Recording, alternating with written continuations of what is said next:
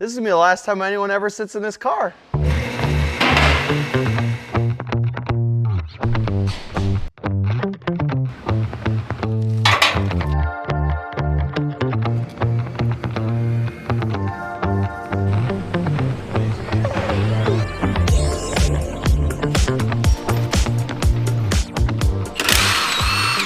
I'm completely done with the shell. There's nothing else that I need from it, so we are going to take this to go get scrapped, freeze up the lift, which means then I can put that on the lift and we can start tearing that down to swap the manual transmission into it. There's obviously no running gear in here. I spent the last day removing both the front and the rear. We're going to lift this up and then we'll just drop this on our trailer and then we're just going to haul this off to get scrapped.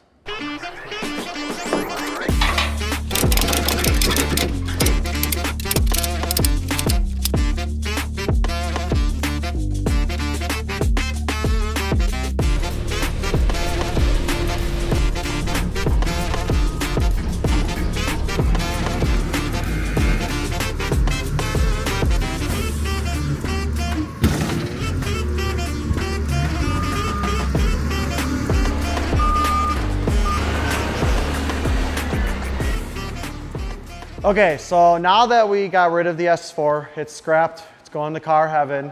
We have the motor and I need to pull the transmission off of it. I do not have an engine hoist, so we are making a makeshift engine hoist with my lift. We're gonna remove the transmission from the engine so I can basically put the clutch in and get everything into that car.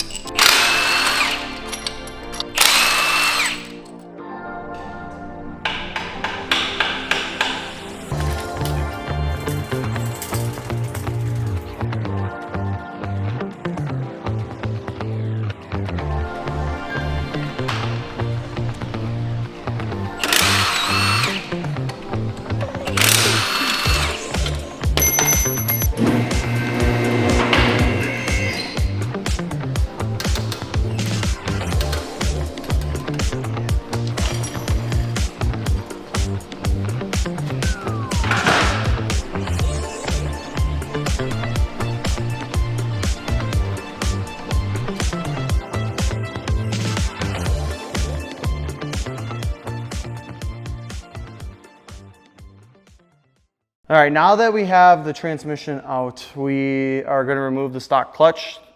We think this clutch is toast. So we have a cross tube, basically an actual shaft that runs all the way over to the front diff over there. We have to pull this out to allow to pull everything out of the transmission.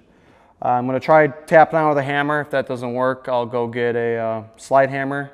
As far as clutch, we are going to use the Clutchmaster 850 twin disc strapped street. It has an organic disc in it, so it makes the clutch pedal feel a lot better. I was going to go off the race clutch, but I'm not going to really be launching this car continually. Want to have a twin copper disc clutch in it.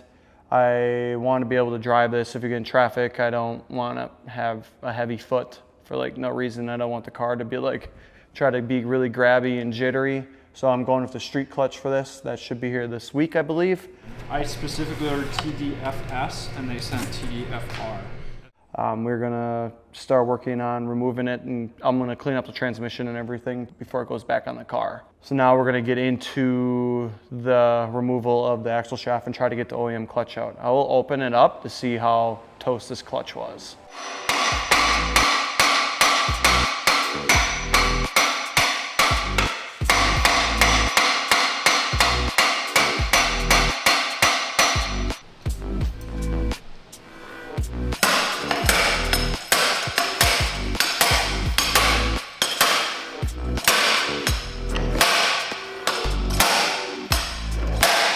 Later. So apparently there were 3 bolts that I completely forgot to take out and I didn't even need to use a slide hammer.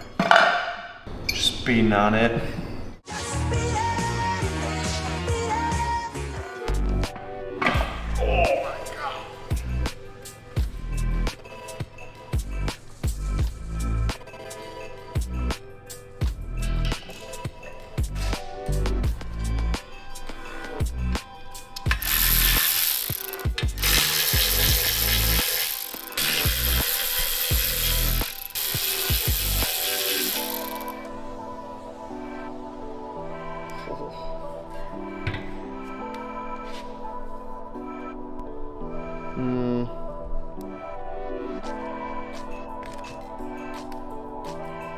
There's actually still a lot of life left.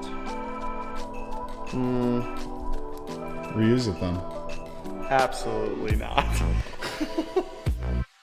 We are back at JXB Performance again. He finally has his car back, so what we're gonna do is this car has Sport Diff errors, and because I was able to code mine out, I'm gonna show how to code the Sport Diff out on this car. What we're gonna have to do with this car, because the way that I did it, you cannot have errors present and you cannot remove the module. So there's probably different ways to do it, but at least we can get the errors off of the dash, and then you remove the all-wheel drive module out of the gateway list. So what we're gonna have to do is, he has a bunch of Sport Diffs here. We're gonna plug the Sport Diff in. We're not gonna hook it all up. We're just gonna plug the electrical connectors in, and then we will basically code it out and then remove it from there. And hopefully that removes all of the errors on the dash, because it beeps and does all this other stuff after you start it up. I pulled the harness out because he has basically has a regular open diff that he put his LSD in. So you have the harness, you still have to have the harness. Otherwise, if you remove the module, I might fish this up into the trunk so it's not underneath the car anymore. The harness is long enough. We're gonna have to plug these in and not have to somehow fit it around. He's got a 4-inch exhaust on this car and it is extremely tight. This is gonna allow us to just get the diff right here and plug it in. And then after that, I can just plug VCDS in and go do all the coding. And then we're gonna pull the fuse. And after that, there should be 0 errors on the dash. I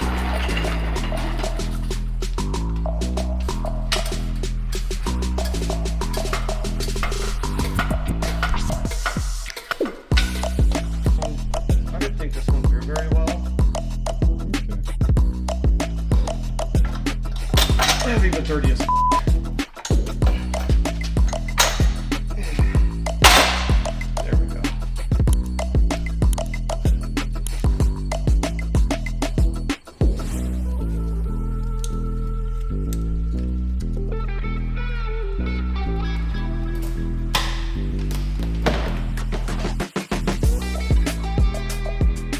Now we have the car hooked up to VCDS. So what I'm gonna do is, this car needs to get scanned so I can get all the errors. So this might take a minute. One eternity later. Now that we have the car scanned, I'm going to save all the errors just in case. There's a lot. There's a lot of stuff missing on this car. I'm going to clear them, go back. So now it's giving an error for the all-wheel drive not registered, because this was previous coding that we did on the car. So what we have to do is go in and reselect it in gateway installation list. All-wheel drive is deselected, so that's why. Coding accepted. We can go back. What we're gonna do is we're gonna go to all-wheel drive module.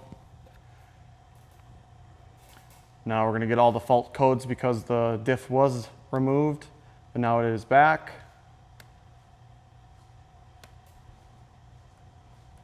Oh, basic settings. Now I don't know with previous coding deletes, I believe this should still be fine. What I'm gonna try to do now is, we wanna code it out of the instrument panel. So what we're gonna do is go into instrument panel. So this is what you get your error code from. They'll display on the dash. You can go to coding, uncoded helper, parking brake, dynamic ride control, Quattro rear sport diff installed. So what we're gonna do is, that is deselected now. We're gonna hit do it. Obviously we didn't change it because it was already done. So now what we're gonna do is, we will close and shut off the car. And then